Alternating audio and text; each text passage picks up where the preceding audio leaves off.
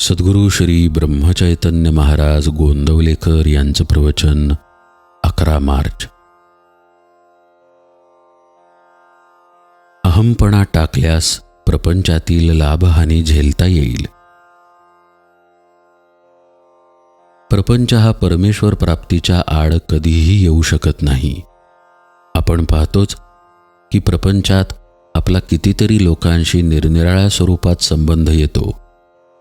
आई वडील, बायको मुले, बहीण भाऊ, इतर सगळे सोयरे, मित्र आणि इतर जन या सर्वांचा उत्तम उपयोग करायचा असेल तर या सर्वांशी व्यवहार करताना आपण आपली सर्व कर्मे एका हरिस्मरणाच्या धाग्यात जोडून करावीत.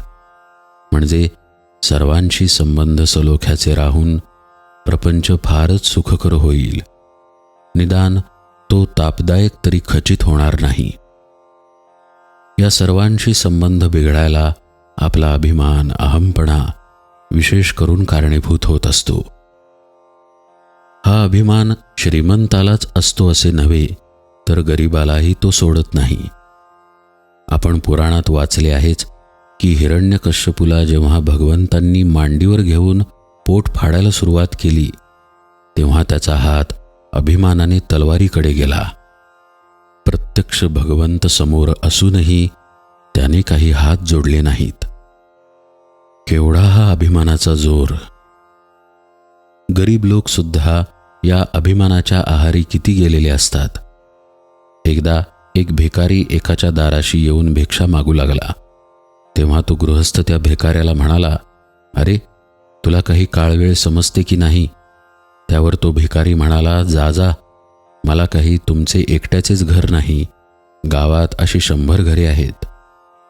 पहा, अभिमानाचे तण किती खोल गेलेले असते ते. अभिमान हा शेतात उगवणाऱ्या हरळीसारखा आहे. ही हरळी समूळ नाहीशी केल्याशिवाय चांगले पीक हाती लागत नाही.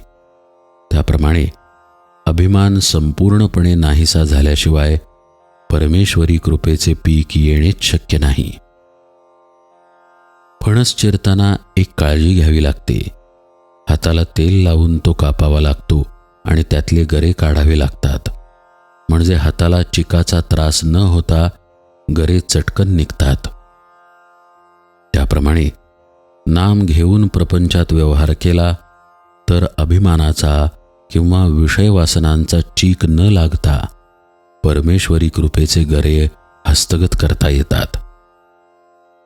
हा अहंपणा, हा देहाभिमान टाकला तर प्रपंचातली लाभहानी हसत खेळत झेलता येईल. लहान मुले पावसाळ्यात कागदाच्या लहान लहान होड्या करून पाण्यात सोडतात. त्यातली होडी तरली तरी हसतात, बुडली तरी हसतात.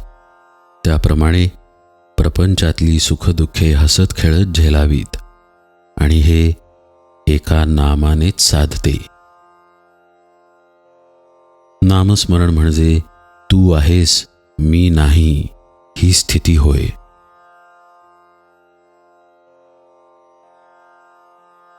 जानकी जीवन स्मरण जय जय राम.